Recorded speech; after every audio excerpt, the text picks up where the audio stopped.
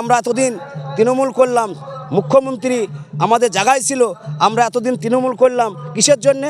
আমরা গরিব মানুষ, মধ্যম স্থলের মানুষ, আমরা ঠিক মতন ম্যানেজমেন্ট করে ঠিক মতন পরিশ্রম করে খাবো। কিন্তু না, এ অন্যায় অবিচারী এ মুখ্যমন্ত্রী, কারণ মানুষ ঠকানোর কাজ এর হচ্ছে। ওই যে বিজেপির গল্পটা দেয়, বলে বিজেপি আসবে, বিজেপির এ হচ্ছে দালাল।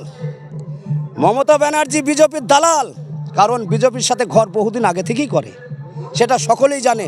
কিন্তু মানুষ পরিষ্কার ভাষায় ওর প্রতিবাদ করতে পারেনি, তাই প্রতিবাদের মুখ একটা এসেছে আমাদের এই মুর্শিদাবাদে। দ্বিতীয় নবাব এসছে যে মুখ্যমন্ত্রী, তার নাম হচ্ছে হুমায়ুন কবির। আমরা 2026-এ আমরা যে মমতাকে বিশ্বাস করেছিলাম, সে আমাদের পিছন থেকে যা মুসলিমদের ওপর যা চাকু মারলো, ঠিক আছে, আমাদের আঘাতটা মনে থাকবে। বাবরি মসজিদ ভেঙে যত আঘাত না লেগেছিল, তার থেকে বেশি আঘাত লেগেছে হুমায়ুন ফরিদকে তার সাসপেন্ড করাতে।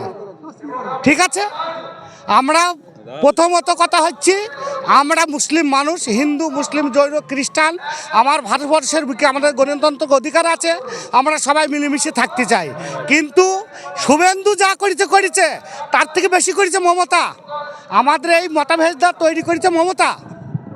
আমরা তো মমতাকে অগাধ বিশ্বাস করেছিলাম, আজ মমতা আমাদের প্রতি যা আস্থা রাখলো আর যা করলো, ঠিক আছে, মমতাকে আর আমরা জীবনেও বিশ্বাস করবো। তো ফিরহাদ হাকিম তো সাসপেন্ড করেছে তো মমতার নেতৃত্বে, সে তো মমতার নেতৃত্বে নাকি?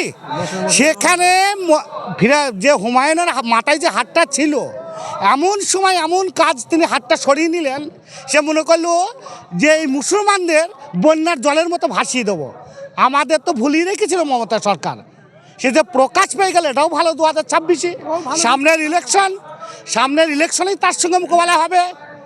হুমায়ুন কবির যে কথাগুলো বলছি, সেই কথাগুলো আপনি একটা একটা করে লিখে রাখবেন আজ তারিখ দিয়ে। রেজাল্টের পর তার সঙ্গে কথা হবে, তার আগে কোনো কথা হবে না হুমায়ুন এই মমতার সঙ্গে আমাদের। যারা তৃণমূল করে তাদেরকে লক্ষ্মীর ভাণ্ডার দেওয়া হচ্ছে, এই যে একটা আওয়াজ। কিন্তু এখানে এই ভারতবর্ষের সর্বজাতীয় মানুষের বাস, সর্বজাতিকেই দিচ্ছে, সর্বজাতিকে দিচ্ছে।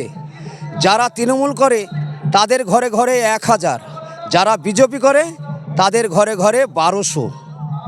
তাহলে মানুষ কাকে ঠকাচ্ছে? এই মুসলিম সাম্প্রদায়িক মানুষের সঙ্গে ও প্রতারণা করছে, মানুষকে ঠগে মানুষকে ভুল বুঝে মাথাতে, মানে প্রত্যেকটা মুসলিম সাম্প্রদায়িক মানুষকে পিছিয়ে দিচ্ছে। এখানে লক্ষ্মীর ভাণ্ডারের গল্প এখানে চলবে না, কারণ মানুষ লক্ষ্মীর ভাণ্ডারের চলবে না কেন?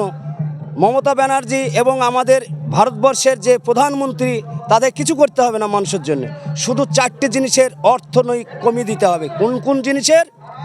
প্রথম হচ্ছে ডিজেল, দ্বিতীয় হচ্ছে পেট্রোল, তৃতীয় হচ্ছে সার, আর তৃতীয় হচ্ছে মাঠে যে আবাদ পানি করে তার হচ্ছে বীজ তেলটা। এই 4টে জিনিসের অর্থনৈতিক কমিয়ে দিতে হবে, জানে সাধারণ মানুষ সুন্দরভাবে পরিবেশে নিজস্ব দেহকে পরিশ্রম করে খেটে খুঁটে যাতে ঠিক মতন ম্যানেজ করতে পারে সংসারটাকে। তাহলেই দেশের প্রত্যেকটা মানুষ খুশি। কাকে 1000 টাকা দিচ্ছে, দেখাচ্ছে আমি সোজা নাকটা ধরাচ্ছে, পেছন দিয়ে সে নাকটা কেড়ে নিচ্ছে।